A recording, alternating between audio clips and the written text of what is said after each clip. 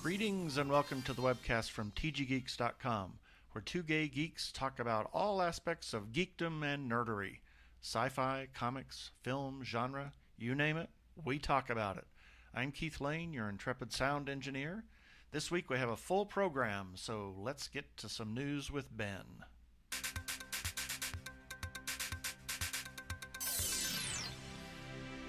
So fire up your TARDIS and get your sonic screwdrivers handy. The BBC has announced the return date of the new season of Doctor Who. The Peter Capaldi era will begin on August 23rd. The title of the premiere episode is Deep Breath, and the BBC has stated that this episode is going to be feature length. What that means exactly is yet to be determined, but it clearly shows that the BBC is standing firmly behind Stephen Moffat as showrunner and Peter Capaldi as the Doctor. While we at Two Gay Geeks are unsure as to the broadcast time in the UK or other parts of the world, we can say that the American debut will be at 8 p.m. Eastern Standard Time. In TV news, the CW has already announced when many of their most popular genre shows are going to return for the new season. For those who are into vampires and other aspects of the supernatural, the series The Vampire Diaries will return for its 6th season on Thursday, October 2nd at 8 p.m. Its spin-off series, The Originals, will see the return of the Mickelson family and New Orleans when Season 2 premieres on its new night, Monday, October 6th at 8 p.m. This will immediately be followed by a retrospective special of Supernatural prior to its Season 10 premiere, Season 10, wow, on Tuesday, October 7th, also at 8 p.m. Also, the CW has not forgotten their superhero fans. The Flash is receiving some extremely heavy push by the execs at the CW. Now, this isn't because they feel the series needs it, but because they believe the show to be just that good, and they are extremely happy with it. They will air the 2-part Arrow story introducing Barry Allen on Wednesday, October 1st, starting with The Scientist at 8 p.m. and following it up with 3 Ghosts at 9 p.m. The premiere of the new series will be on Tuesday, October 7th at 8 p.m., and everyone's favorite Emerald Archer, Arrow, will see its Season 3 premiere on Wednesday, October 8th at 8 p.m.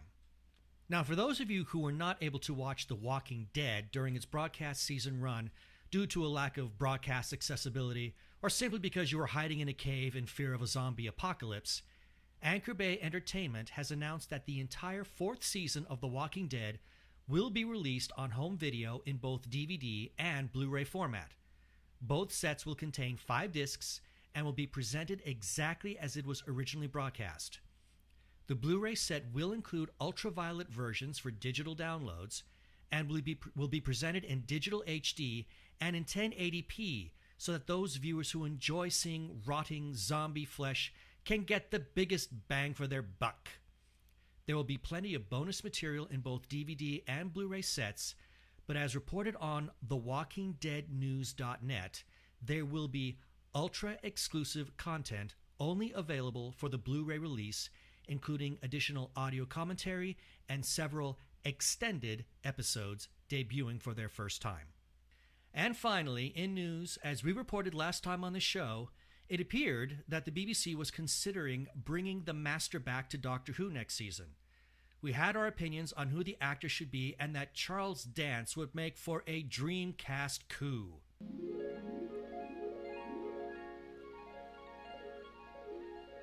Well, earlier this week, it appeared our dream had come true when the Sunday Times Daily reported and posted on Facebook an article stating as much. Unfortunately, when you clicked on the link, it turned out to be nothing more than a gigantic hoax. Oh well, we will keep our fingers crossed that the BBC does the right thing and pick Charles Dance, since it appears that he is currently out of a job. And now, we're going to take a short break. You can find culture at the theater. You can find culture in the bottom of an unwashed coffee mug. Or you can find culture on your iPod. Join Brad, Glenn, and Christina on Pod Culture, Equal Opportunity Geekness. Go to www.podculture.net.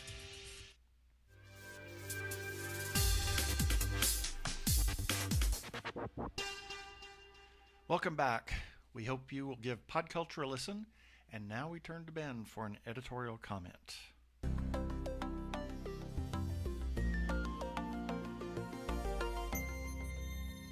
So you're probably asking yourself, why do you call yourselves the Two Gay Geeks? Well, it's simply because we are. I know that people have this stereotype that geeks are men who are so dysfunctional when it comes to interacting with mainstream society and are incapable of ever getting a date with the opposite sex. Gays, on the other hand, are generally associated with theater, musicals, opera, and gracious living. Well, let me just say, those stereotypes are precisely what they are. Stereotypes. To some, the idea of anyone from the gay community actually enjoying geeky or nerdy stuff seems like something of a contradiction. Well, I can assure you that I was a proud, card-carrying geek long before I came out as a gay man. As I like to tell other people, being gay is a part of who I am. Being a geek is what I am. Now, for starters, regarding Keith and myself, we are a couple. We've been together for almost 18 years now. It was the gay part that brought us together with our eyes. It was the geek part which brought us together with our hearts.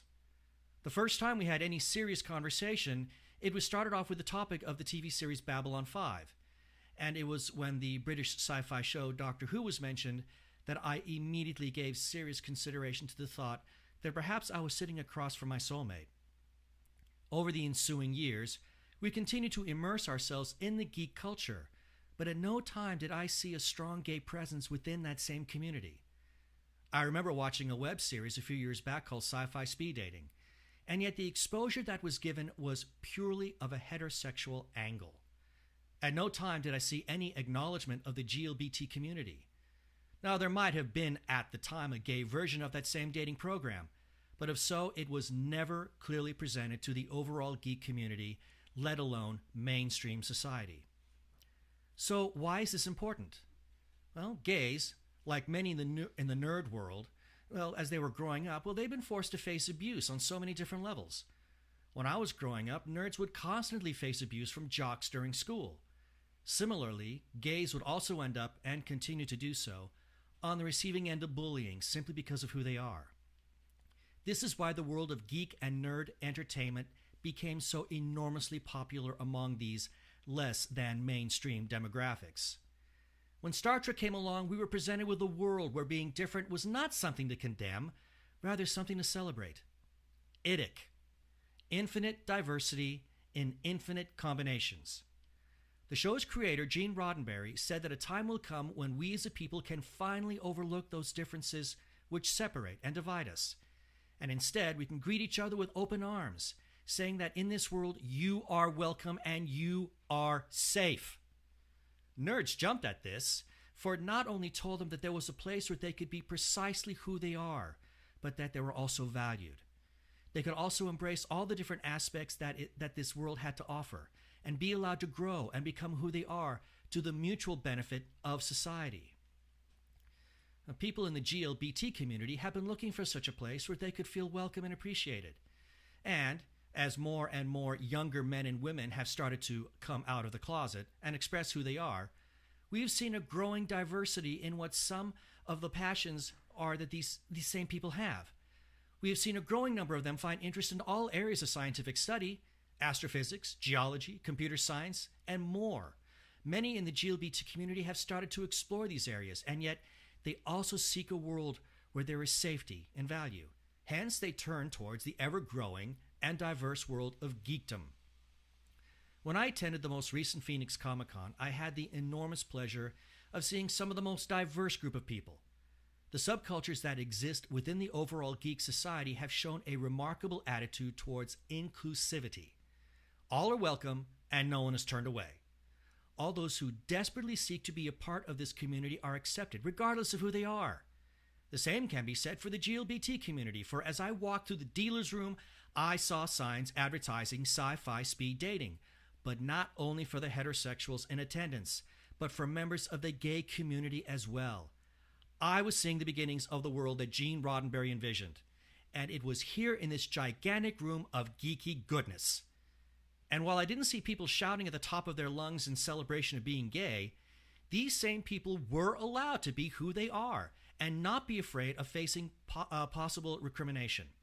Model makers, artists, role-playing gamers, actors, cosplayers, GLBT folk, and many more were all represented and done so in celebration of who they are. And as for me and others in the GLBT community, this was not some form of gay pride. This was nerd pride. So why again, the 2 Gay Geeks? Well, it not only gives us a chance to talk about these topics which interest us, which can range anywhere from science all the way to animation, but it also allows us to look towards the better part of humanity, where being gay, as well as being a geek, can be celebrated.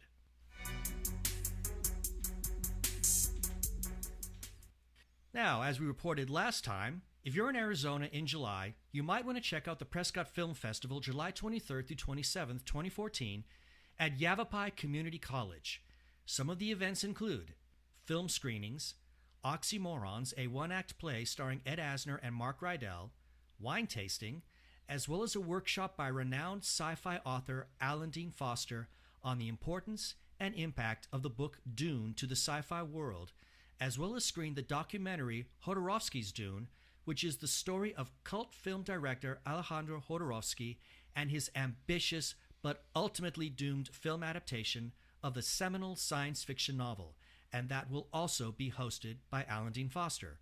For more information, just go to PrescottFilmFestival.com. And for Keith Lane, this is Ben Raggington from 2 Gay Geeks saying cheers. Peace.